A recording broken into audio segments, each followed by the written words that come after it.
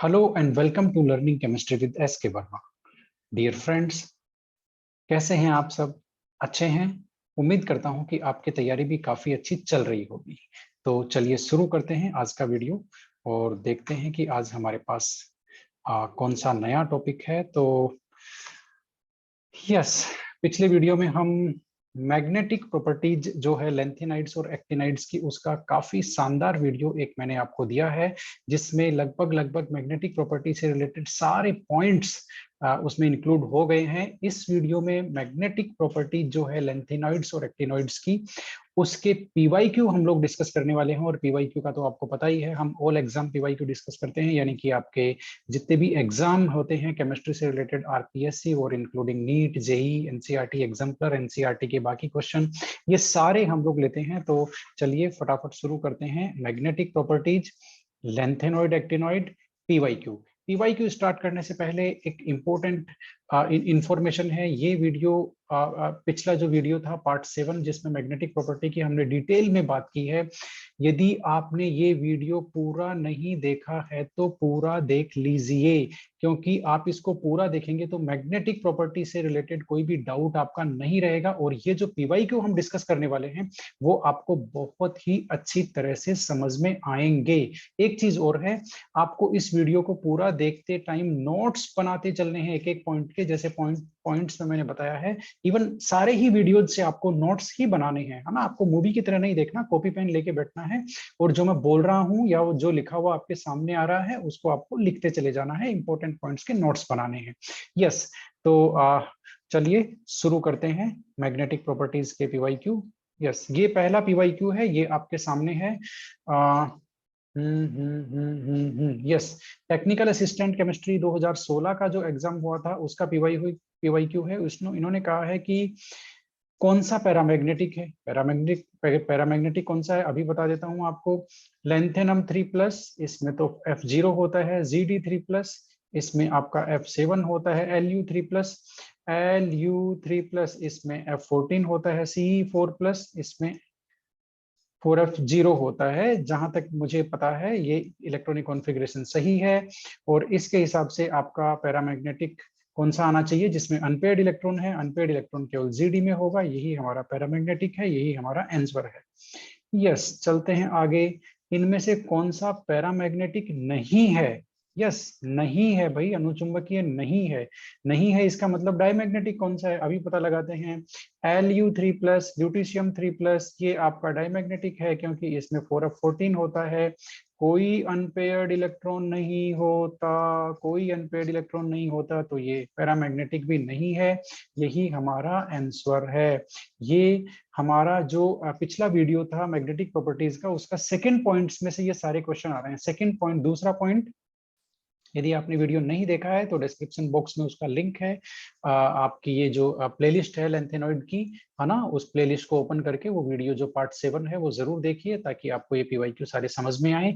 Okay, yes. First grade 2013 में इन्होंने क्या पूछा हुआ है अभी बात करते हैं।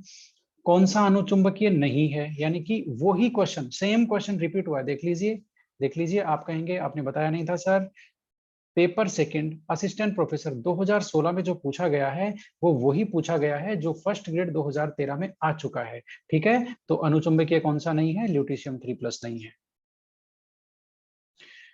यस, ये क्वेश्चन मुझे कहीं से मिला है, काफी अच्छा क्वेश्चन है। इन्होंने कहा है कि कौन सा पैरामैग्नेटिक नहीं है, तो कौन सा नहीं है भाई? इलेक्ट्रॉनिक कॉन्फ़िगरेशन देखना पड़ेगा। Lu3+, 4F14 होता है। Ce4+, 4F0 होता है। Yb2+, इसका भी 4F14 होता है, यानी कि इन तीनों में ही अनपेयर्ड इलेक्ट्रॉन नहीं होते हैं। No unpaired electron, no unpaired electron. तो फिर क्या हुआ? ये तीनों ही पैरामैग्नेटिक नहीं है, इसका मतलब इसमें आंसर आएगा ऑल ऑफ दीज। ये काफी अच्छा क्वेश्चन था, है ना। तो आपको पता चल गया आपको पैरामैग्नेटिक डायमैग्नेटिक कैसे पहचानना है। आपको पहचानना है उसका इलेक्ट्रॉनिक कॉन्फ़िगरेशन लिख करके चेक करना है उसमें अनपेयर्ड इलेक्ट्रॉन है कि नहीं है। तो इसलिए ये क्वेश्चन है आपके नीट का, और इसको आंसर आप ही देंगे। स्क्रीनशॉट ले लीजिए, आंसर कमेंट बॉक्स में लिख दीजिएगा, आपको पता लग जाएगा मेरे ख्याल से। यस, चलते हैं सेकेंड ग्रेड 2016 का क्वेश्चन हमारे पास आ गया है। इनमें से कौन सा अधिकतम अनुचुंबकत्व दिखाता है? भाई पैरामैग्नेटिज्म सबसे ज्यादा किसका होता है? पैरामैग्नेटिज्म सबसे ज्यादा किसका होता है? अभी बताते हैं। यस, ये देखिए वापस वही जो हमारे अभी तक के सारे क्वेश्चन, जो पिछला वीडियो का सेकंड पॉइंट था उसमें से आ रहे हैं। पिछला वीडियो देखना ना भूले। यस, तो इसमें वापस F14 no unpaired electron, Ce3+ में एक अनपेड इलेक्ट्रॉन होता है F1, और इसमें आपके La3+ में भी F0 होता है, Nd3+, इसमें भी कोई ना कोई इलेक्ट्रॉन तो होता ही है। ठीक है, तो इसका इलेक्ट्रॉनिक कॉन्फ़िगरेशन वैसे निकाल लेते हैं। अब मैं लिख देता हूं, मुझे याद है लेंथेनॉइड्स जो मैंने आपको फर्स्ट वीडियो में ट्रिक बताई थी, ये आ गया ना, रेशियो डायमियम के आगे नियोडायमियम है ना। तो इसका जो 3 वाला होगा, 3 वाले में आपका इलेक्ट्रॉनिक कॉन्फ़िगरेशन कितना होगा मैं बता देता हूँ, 4f3 होगा। ठीक है, अब 4f3 तो इसमें 3 इलेक्ट्रॉन है और इसमें 1 इलेक्ट्रॉन है। इसमें सबसे ज्यादा पूछा है, सबसे ज्यादा इस 3 वाले का होगा जिसमें 3 अनपेयर्ड इलेक्ट्रॉन है, n=3 है, इसका अनुचुंबकत्व तो सबसे ज्यादा होगा। कहानी खत्म। चलते हैं आगे। ये जेई का क्वेश्चन है, बड़ा ही अच्छा क्वेश्चन है। कहाँ से आया है अभी बता देता हूँ। इन्होंने कहा है इलेक्ट्रॉनिक कॉन्फ़िगरेशन बताना है और स्पिन ओनली मैग्नेटिक मोमेंट बताना है। किसका? Gd3+ का। आपको पता चल गया क्यों पिछले वीडियो में मैंने स्पिन ओनली मैग्नेटिक मोमेंट पे इतना टाइम खर्च किया है? क्योंकि लेंथेनॉइड एक्टिनॉइड्स में स्पिन ओनली मैग्नेटिक मोमेंट भी कभी कभी क्वेश्चन में पूछ लेते हैं, है ना। ठीक है, क्योंकि जो क्या बोलते हैं कपल्ड मैग्नेटिक मोमेंट है उसको निकालना, उसको कैलकुलेट करना काफी मुश्किल है, इसलिए स्पिन ओनली मैग्नेटिक मोमेंट पूछ लेते हैं। यस, अब स्पिन ओनली मैग्नेटिक मोमेंट के लिए आपको इसका इलेक्ट्रॉनिक कॉन्फ़िगरेशन पता होना चाहिए और आपको पता होना चाहिए जो स्पिन ओनली मैग्नेटिक मोमेंट का जो फॉर्मूला है वो आपको पता होना चाहिए, root n in bracket n+2। ठीक है, n की वैल्यू आप रखेंगे, इलेक्ट्रॉनिक कॉन्फ़िगरेशन गैडोलिनियम 3+ का 7 है, इसका मतलब इसका 4f7 होगा। 4f7 इसमें भी है और इसमें भी है, लेकिन आप जब यहाँ पर n की वैल्यू 7 रखेंगे तो 7 और मल्टीप्लाई में यहाँ पर n+2 की जगह क्या आ जाएगा? 9 आ जाएगा, और इसको अंडर रूट करेंगे तो 63 का रूट और ये आएगा 7.9, ये वैल्यू। ये तो हुई इसको कैलकुलेट करने की बात। ठीक है, अब दूसरी बात, ये क्वेश्चन आया कहां से है? ये क्वेश्चन पिछले वीडियो में हमने जेडीली का पॉइंट नंबर, जेडीली का जो एक कॉन्सेप्ट डिस्कस किया है उसमें Gd3+ का ही एग्जांपल दिया हुआ है ना, और उसमें कैलकुलेट करके बताया हुआ है, इसलिए ये क्वेश्चन वहां से आया है। यस, ठीक है, तो स्पिन ओनली मैग्नेटिक मोमेंट आप इसका कैलकुलेट कर सकते हैं, कोई प्रॉब्लम नहीं है। आंसर इसका बी आ जाएगा। ओके, चलते हैं आगे। मैग्नेटिक मोमेंट, ये लो वापस सेम क्वेश्चन रिपीटेड जेई में। अभी जो आपने देखा क्वेश्चन, सेम क्वेश्चन रिपीट हुआ, इसका मैग्नेटिक मोमेंट। अब एक चीज को ध्यान रखना, जब भी आपको केवल मैग्नेटिक मोमेंट पूछा जाए, इसका मतलब आपको केवल स्पिन ओनली मैग्नेटिक मोमेंट ही पूछा गया है। ठीक है, तो इसका जीडी का 7.9 है, याद रखना। जीडी बड़ा इंपॉर्टेंट केस है क्योंकि जेडीली ने इसकी मैग्नेटिक मोमेंट कैलकुलेट करके बताया हुआ है। यस, यूरोपियम का जो पूरा केस है वो हमने पिछले वीडियो में डिस्कस किया है कि यूरोपियम के साथ क्या हुआ क्या नहीं हुआ। यूरोपियम का केस बड़ा ही अजीब है, और यूरोपियम का जो केस क्या है, इसका जो कैलकुलेटेड आपका मैग्नेटिक मोमेंट है S+L वाला। ठीक है, यानी कि कपल्ड मैग्नेटिक मोमेंट है, वो कितना होना, वो 0 आता है फॉर्मूले से, है ना, लेकिन प्रैक्टिकल वैल्यू, ऑब्जर्व वैल्यू इसकी 3.5 के आसपास आती है। ठीक है, और रूम टेम्परेचर, यानी कि ये रूम टेम्परेचर का डेटा है, ये रूम टेम्परेचर पे वैल्यू आती है 3.5। यदि हम लोग टेम्परेचर कम कर देंगे तो वो वैल्यू वापस 0 आने लग जाएगी। ठीक है, तो इन्होंने निम्न ताप पर पूछा है, निम्न ताप पर यूरोपियम का चुंबकीय आघूर्ण 0 के आसपास आएगा। जेडीली से क्वेश्चन आया हुआ है, आपको यदि ये समझना है कि ये 0 कैसे आया, तो पिछले वीडियो में लास्ट के 10 मिनट में ये कॉन्सेप्ट डिस्कस हुआ है। यूरोपियम का जो स्पेशल केस है जेडीली में रिपोर्टेड है, और ये क्वेश्चन 2015 के एग्जाम से आया है। ठीक है, ओके, जेडीली की बाकायदा लाइन से ये क्वेश्चन आया है। मैं आपको यहाँ पर दिखा भी सकता हूँ, आप यदि 2 मिनट मुझे दे दें तो।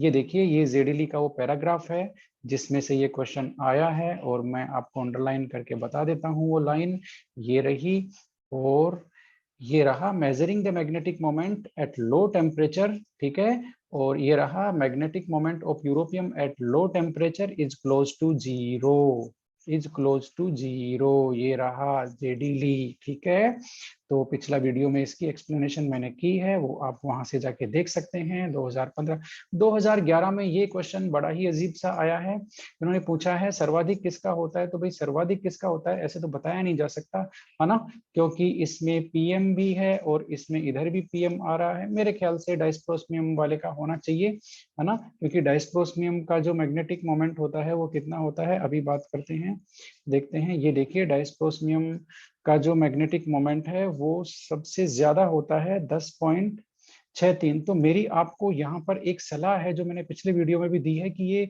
जिनका जीडी से ज्यादा जिनका होता है मैग्नेटिक मोमेंट, ये 4 या 5 वैल्यूज हैं, ये आपको याद रखनी है कि सबसे ज्यादा और पूरी में सबसे ज्यादा होता है, पूरी टेबल में सबसे ज्यादा होता है डायस्प्रोस्मियम का। ठीक है, तो मेरे ख्याल से इसमें कोई टाइपिंग मिस्टेक है, क्योंकि इन्होंने क्या कर दिया, प्रोमेथियम को 2 बार लिख दिया। ठीक है, कोई बात नहीं, लेकिन डायस्प्रोस्मियम का सबसे ज्यादा है तो हम इसको यहाँ टिक कर लेते हैं। यहाँ कुछ और आना चाहिए मेरे ख्याल से, है ना, कोई बात नहीं, आप इसका स्क्रीनशॉट ले लीजिए और सोचिएगा इस क्वेश्चन में क्या हो सकता है। 2018 फर्स्ट ग्रेड, इन्होंने सीधा सीधा फॉर्मूला पूछा है, वो जो एल और एस की जो कपलिंग हो जाती है उसके बाद में जे आपको नया क्वांटम नंबर मिलता है जिसको बोलते हैं inner quantum number, inner resultant inner quantum number है ये, रिजल्टेंट इनर क्वांटम नंबर मिलता है आपका जे। तब म्यू का फॉर्मूला क्या हो जाता है मैग्नेटिक मोमेंट का, वो पूछा है और वो बहुत ही सिंपल है, वो आपका ये रहा G(J)+1, ये रहा mu is equal to G √J(J+1). Okay, पिछला वीडियो आपने देखा होगा तो आपको जरूर याद होगा। असिस्टेंट प्रोफेसर कॉलेज लेक्चरर 2016 में सेम क्वेश्चन रिपीट हुआ है, same question, answer is 3, same question, है ना। ऐसा लग रहा है पेपर बनाने वाला एक ही आदमी है, बेचारे को क्वेश्चन नहीं मिलते हैं, सेम क्वेश्चन रिपीट कर देता है। फर्स्ट ग्रेड 2015 में ये क्वेश्चन आया हुआ है जो जे की वैल्यू से रिलेटेड है। जे की वैल्यू आपको पता है L-S से कितनी होती है, से होती है L+S। अब L-S कब होती है जे की वैल्यू, जब वो हाफ फील्ड से कम हो, यानी कि 4f जो सेल है वो हाफ फील्ड से कम हो, यानी कि f7 से कम इलेक्ट्रॉन होने चाहिए, है ना। और यदि f7 से ज्यादा इलेक्ट्रॉन है तो वो क्या होगा, तो वो आपका वैल्यू होगी L+S। ठीक है ना। अब इन्होंने पूछा है कोस आधे से कम भरे होने पर, आधे से कम भरा है तो L-S वैल्यू होगी L-S, 1 आंसर है। ठीक है, 2015 में। अब क्या हुआ, पेपर बनाने वाले के सामने मुश्किल हो गई, उन्होंने पूछा 2018 में क्या पूछे। 2018 में उन्होंने सेम क्वेश्चन को रिपीट किया है और सेम क्वेश्चन को रिपीट करने के में उन्होंने एक ऑपोजिट कर दिया, इसको क्या किया, अब कोस से आधे से अधिक भरा, आधे से अधिक भरा होने से L+S होगा, ठीक है, और आधे से कम भरा होने से जे का फॉर्मूला L-S होगा, और जे की वैल्यू जो होती है पिछले वीडियो में आप जाके देख सकते हैं, इसको समझ सकते हैं। ये फर्स्ट ग्रेड 2018 में पूछा, आपको समझ में आया किस तरह से घुमा घुमा के एक ही कॉन्सेप्ट को बार बार पूछ रहे हैं। ये क्वेश्चन बहुत ही ज्यादा इंपॉर्टेंट है, सुन लो समझ लो। फर्स्ट ग्रेड 2013 में भी आया हुआ है, कॉलेज लेक्चरर 2007 में भी आया हुआ है, 7 नहीं है ये 10 है। ठीक है, जब मैंने एग्जाम दिया था ये तब आया था ये क्वेश्चन, मुझे आज भी याद है। साधारणतया इन्होंने पूछा एक्टिनाइड आयनों के जो मोलर चुंबकीय सुग्राहिता यानी कि मोलर ससेप्टिबिलिटी, कौन सी, मोलर ससेप्टिबिलिटी। ठीक है, मोलर ससेप्टिबिलिटी, है ना, या फिर चुंबकीय मोलर प्रवृत्ति जिसकी हम लोगों ने पिछले वीडियो में बात की हुई है, वो एक्टिनाइडों के मान लेंथेनाइडों की तुलना में कम होते हैं, निम्नतर होते हैं, जब उनमें अनपेड इलेक्ट्रॉन का नंबर क्या हो, सेम होना चाहिए। ठीक है, यदि लेंथेनॉइड और एक्टिनॉइड के आयनों में अनपेड इलेक्ट्रॉन का नंबर सेम है तो एक्टिनाइड आयनों के लिए चुंबकीय मोलर चुंबकीय सुग्राहिता या मोलर चुंबकीय प्रवृत्ति या मोलर ससेप्टिबिलिटी जिसको बोलते हैं, इसके मान एक्टिनाइड आयनों के लिए कम होते हैं। पिछले वीडियो में ये ग्राफ के साथ मैंने इस कॉन्सेप्ट को समझाया है और ये क्वेश्चन 2 बार आ चुका है, वापस आ जाए तो कोई गलत कुछ नहीं होगा, काफी इंपॉर्टेंट क्वेश्चन था। अब कुछ पॉसिबल क्वेश्चंस मैं आपको बता देता हूं, ये तो हमारे पास पीवाईक्यू तो इतने ही थे। ठीक है, कुछ पॉसिबल क्वेश्चंस क्या है, एक तो जो यूरोपियम का जो केस है जिसको हमने डिटेल में डिस्कस किया है पिछले वीडियो में मैग्नेटिक प्रॉपर्टी वाले में, उसको आप जरूर देख लेना। उसकी कैलकुलेटेड वैल्यू ये पूछ सकता है, जो हमारा ये फॉर्मूला है म्यू एस प्लस एल वाला, ठीक है, इसमें जो आपको जी जे जे प्लस वन, ठीक है, इस फॉर्मूले से जो कैलकुलेट करके पूछ सकता है वो मैग्नेटिक मोमेंट की वैल्यू आएगी 0। किसकी? यूरोपियम की। सुन लेना भाई। और रूम टेम्परेचर पे यदि कैलकुलेट करते हैं तो वो आएगी 3.5 के आसपास। कब? रूम टेम्परेचर के पर कैलकुलेट करते हैं तो। और लो टेम्परेचर पे कैलकुलेट करते हैं तो 2015 में पूछा हुआ भी है, लो टेम्परेचर पे भी क्या आएगी वैल्यू? 0। ठीक है, इसका जो रीजन है वो आप लोग पुराने पिछले वीडियो में जाकर के समझ लेना, इसका क्या रीजन है, तो किस तरह से ये अलग अलग सिचुएशन में अलग अलग वैल्यूज है। ठीक है, एक्साइटेड स्टेट में इलेक्ट्रॉन जाने की वजह से इसका जो मैग्नेटिक मोमेंट है वो चेंज हो रहा है, वो आप पिछले वीडियो में जाके समझ सकते हैं। अब क्वेश्चन जो आ सकता है वो जे की वैल्यू पे आ सकता है। जे की वैल्यू एक तो एल माइनस एस होती है जब वो क्या होता है? Less than half field, less than half field. ठीक है, और एक एल प्लस एस होती है जब क्या होता है? मोर देन इलेक्ट्रॉन कितने हो? More than half field, half field से ज्यादा इलेक्ट्रॉन हो तब एल प्लस एस होती है। तो आपको एक तो देखो क्या पूछ सकता है, मैं बताता हूं। एल और एस की इंडिविजुअल वैल्यू पूछ सकता है कि एल और एस क्या है, और जे की इंडिविजुअल वैल्यू पूछ सकता है आपको। तो जे की वैल्यू निकालने के लिए जे यहाँ पर क्या है, नाम बता देता हूं मैं आपको। जे है रिजल्टेंट, लिख लो इसको, रिजल्टेंट इनर क्वांटम नंबर। ये लो, रिजल्टेंट इनर क्वांटम नंबर है जे, उसकी वैल्यू आपको पूछ सकता है। उसकी वैल्यू निकालने के लिए आपको एल और एस की वैल्यू पता होनी चाहिए। अब एल और एस की वैल्यू कैसे निकालते हैं वो मैं आपको बता देता हूं, फटाफट देखते चले जाओ कि जे की वैल्यू कैसे निकलती है। ठीक है, एग्जाम्पल ले लेते हैं, एग्जाम्पल लेते हैं हम लोग, एग्जाम्पल लेते हैं। चलो पहले देख लेते हैं एल की वैल्यू क्या होती है। एल की वैल्यू होती है sum of all ml values. ठीक है, अब आप कहेंगे सर ये ml वैल्यूज क्या है? ये मैग्नेटिक क्वांटम नंबर, आप क्वांटम नंबर पढ़ते हो ना चार, उनमें मैग्नेटिक क्वांटम नंबर है आपका ml। तो उनकी वैल्यू का सबका योग क्या होगा? l होगा। s क्या होता है? s होता है n/2। s की वैल्यू आप कहोगे सर n क्या है? n है यहाँ पर नंबर ऑफ अनपेयर्ड इलेक्ट्रॉन। ठीक है, तो अनपेड इलेक्ट्रॉन का नंबर पता चल जाए तो n/2 करके आप s की वैल्यू निकाल सकते हैं। l की वैल्यू कैसे निकलती है उसके लिए एग्जांपल लेते हैं हम लोग यहाँ पर होल्मियम 3+ का। किसका? होल्मियम 3+ का, जिसका इलेक्ट्रॉनिक कॉन्फ़िगरेशन होता है 4f10। अब 4f10 का सबसे पहले आपको क्या करना है? जे की वैल्यू निकालनी है ना।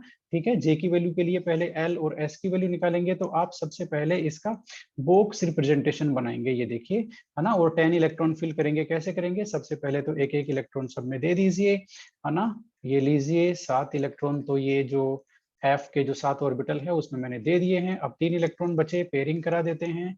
ये लीजिए पेयरिंग करा दिया, बॉक्स रिप्रेजेंटेशन आपने बना लिया। अब एल की वैल्यूज पहले निकालते हैं।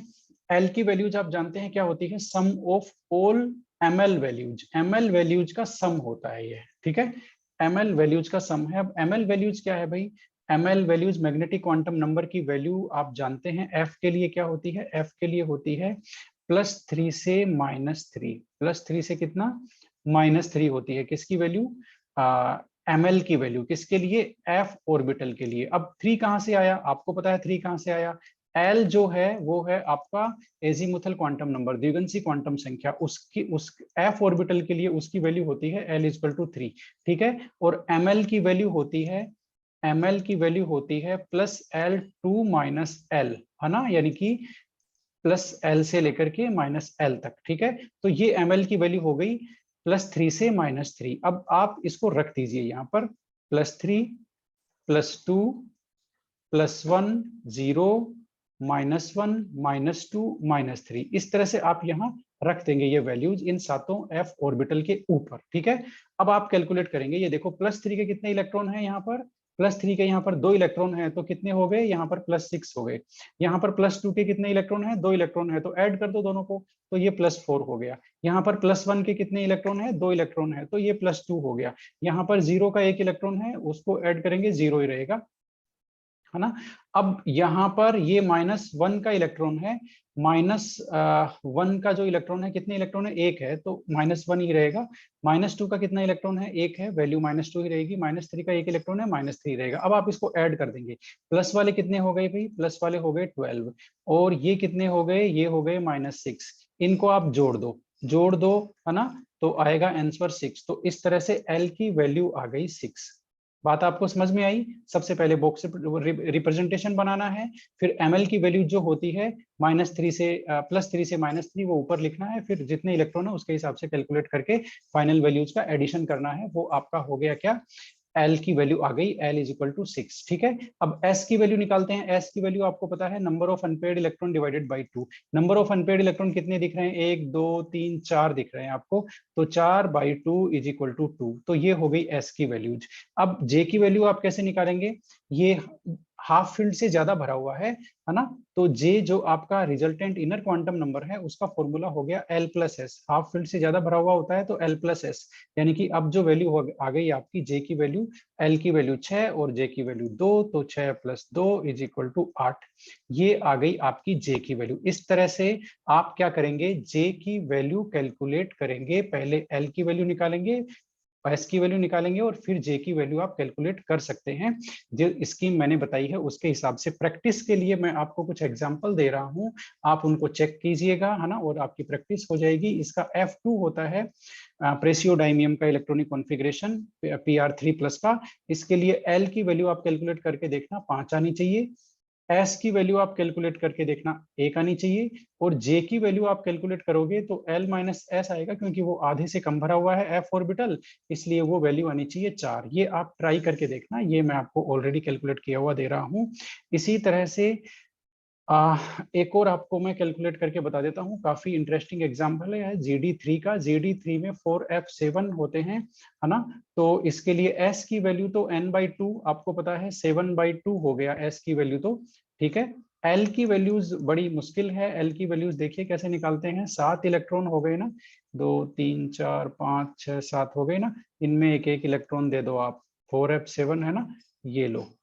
ठीक है, अब आप +3 +2 +1 0 -1 -2 -3। ठीक है, ये दे दिया आपने। एडिशन आप करेंगे इनका सबका, तो +3 +2 +1 क्या हो गया, +6। इधर कितना हो गया, इधर हो गया -6, यानी कि अब इनका सम करेंगे, एडिशन कर देंगे तो क्या आ गया, 0, यानी कि L की वैल्यू 0 आ गई। किसके लिए, GD3+ के लिए। सुन लो, L की वैल्यू 0 आ गई, तो J की वैल्यू क्या हो गया, J की वैल्यू अब चाहे L+L लगाओ चाहे L-S लगाओ, J की वैल्यू S की वैल्यू के इक्वल हो गई। बात समझ में आ गई, यानी कि यहाँ पर S की वैल्यू कितनी है, 7/2, तो J की वैल्यू भी कितनी हो गई, 7/2। ये इंपॉर्टेंट एग्जाम्पल था किसका, GD3+ का। ठीक है, L की वैल्यू इसके लिए 0 होती है, S की वैल्यू इसके लिए 7/2 होती है, और J की वैल्यू और S की वैल्यू इक्वल होती है। ये इंपॉर्टेंट है, GD के लिए J = S, है ना, 4f7 के लिए J = S, याद रखना भाई, है ना। ठीक है, तो हाँ, ये इतना ही है। एक एग्जांपल मैं आपको और लिख देता हूँ, आप भी क्या याद करेंगे, Ce3+ के लिए निकाल के देखना। इसका जो इलेक्ट्रॉनिक कॉन्फ़िगरेशन है वो 4f1 होता है। L की वैल्यू आपकी 3 आनी चाहिए, S की वैल्यू आपकी 1/2 आनी चाहिए, और J की वैल्यू आपकी आनी चाहिए 5/2। ठीक है ना।